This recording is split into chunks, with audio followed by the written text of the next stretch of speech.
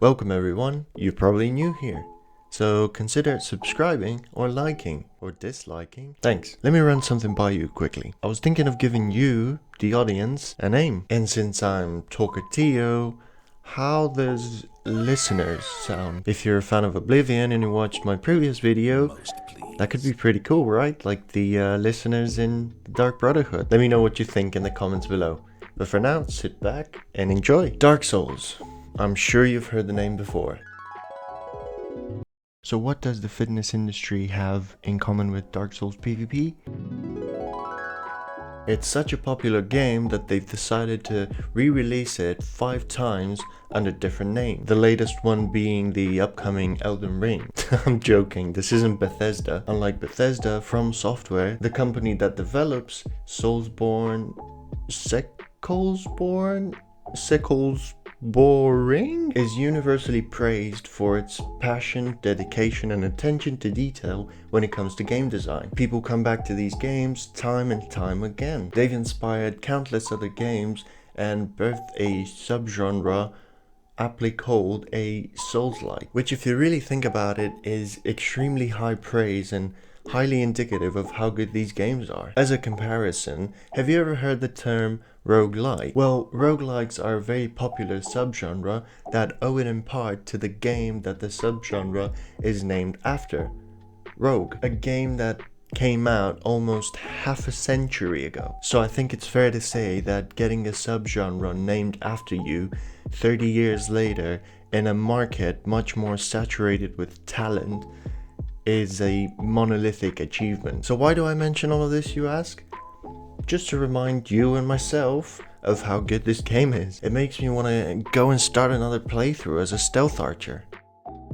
Oh, sorry, I'm getting my companies mixed up again. Not all characters are sword-wielding, magic-casting battle mages. Some rely on stealth. You've probably played the game yourself. Maybe you dove headfirst into a pile of spooky skeletons because you had no idea where to go and no one to guide you. Maybe you frustrated the crap out of someone by dying 100 times to the same boss, even though they had set you up for success.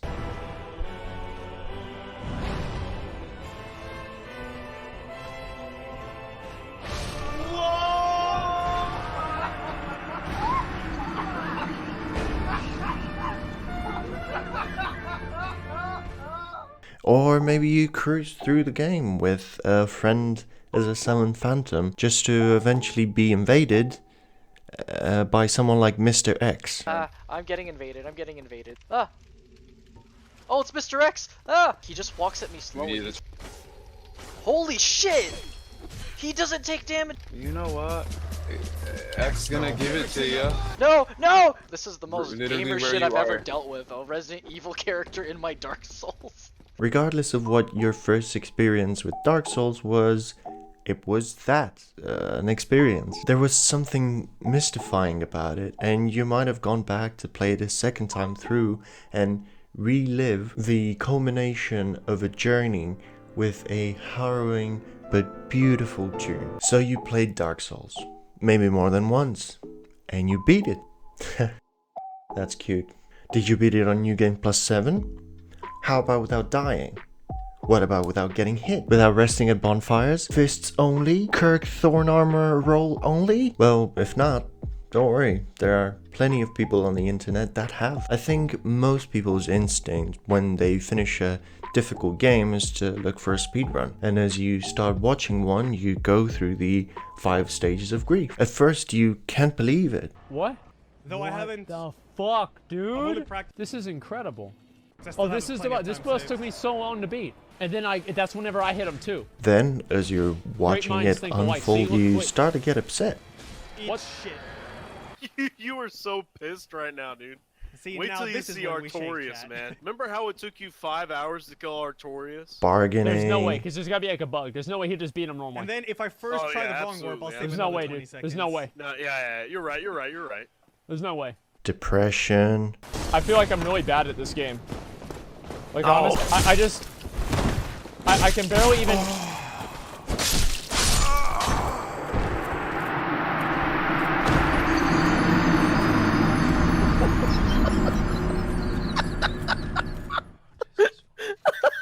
And finally, acceptance. Okay.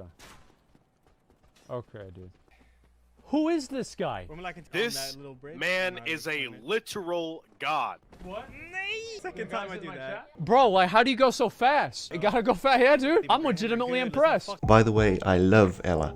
He's the one that got me into speedrunning. I've never submitted any of my times, but I'm quite proud of my Dark Souls 3 glitchless any percent time. So a speedrun is already quite mind-blowing. You probably rewatch it once you've gotten over the shock, just so you can pay closer attention and figure out all the little tricks the runners are using. Well, what if I told you there's something equally or possibly even more impressive? Or is it?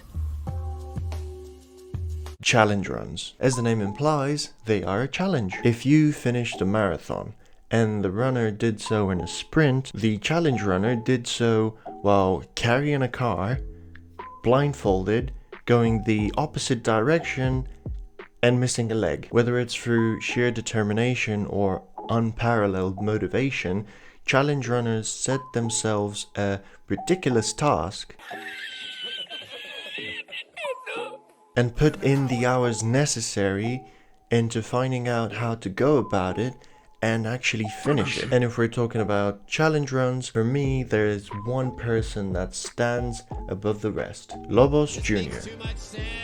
While he has a YouTube channel, his main focus is his Twitch stream, where he spends many hours playing different games and entertaining the masses. He is most well known for playing the different From Software titles. Sickles boring? From what I understand, he used to work in quality assurance for different video game companies. Quality assurance for video games can also be described as bashing your head against a wall for about 2 hours just to make sure the wall is actually solid and your head won't go through it. And this is something he will gladly do sometimes on his stream. Glitch testing.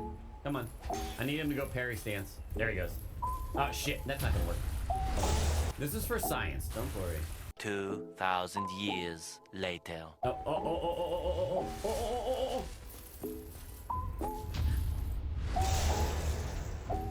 It didn't work. And with an estimate of over 10,000 hours on the low end in Dark Souls 1, I think it's fair to say that this man has done it all. You name a challenge, he's most likely done it. While people in the Souls community have gone far beyond what was probably ever expected when these games came out. If you remember the bit that I did at the beginning of the video about dying, Lobos is the embodiment of it. He's willing to put himself through hours of grueling tasks and still enjoys doing so. The climax of these challenge runs is a beautiful creation called Soulsborne Subathon. a marathon of From Software titles that debuted in 2016, in which his Twitch audience is able to influence the run through donations. Welcome to the stream, everybody. This is potentially something that we could do more than once, because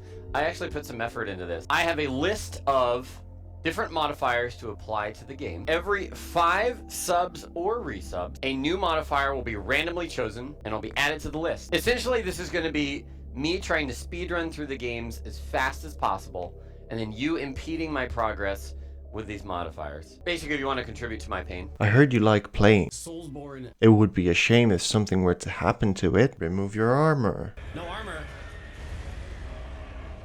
No problem. Play with socks on your hands. Oh, sock one. How do I do this? Get stuck, please. No, not the double. Invert your camera. Invert camera horizontal. Oh, gross. Don't use bonfires. The bonfire / lanterns. Thank you. Hey, I can touch the lanterns now. Good timing on that. And other fun stuff like Lobos sound effects.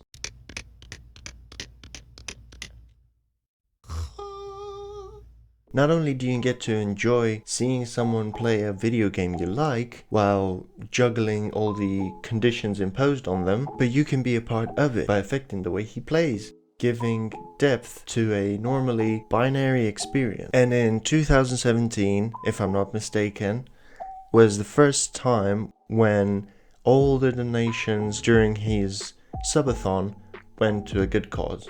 Lobos, take it away. Trying to raise $50,000 in one 24-hour stream. For St. Jude, they provide all the costs for a child who's been diagnosed with cancer and their family to travel to Memphis, Tennessee, where their headquarters is, to be housed during all the treatment, to be fed, and to be treated, all free. The first time raising more than $50,000 and an estimated $400,000 together with his partner Bloody and the latest one in 2020. Bloodborne, Sekiro, and Darksouls 2. It was a blast. It was very happy to do it for you. It's a lot of work, but it's a lot of fun and it's very rewarding. But now tomorrow I'm going to take a day of rest. And Bloody 2, she raised, what was it, 126, 420, 69? Between the two of us, just about 400,000 raised just this year. For the kids. To bring it all back, well, I mean no disrespect to Demon Souls, I think it's fair to say that Dark Souls 1 is the poster boy of From Software and is arguably much more than a video game. For some, it provided some hours of entertainment. Others started making content of it. That content got me into speedrunning and opened me up to the world of challenge run. I know I'll never dedicate it as much time as people like Lobos, but I am glad that he has used it as a tool to channel his abilities to entertain people like you and I, and also do so for a good cause. I hope I will be able to do something similar with this channel at some point, but for now, look forward to the next video. Talk's over, Theo out.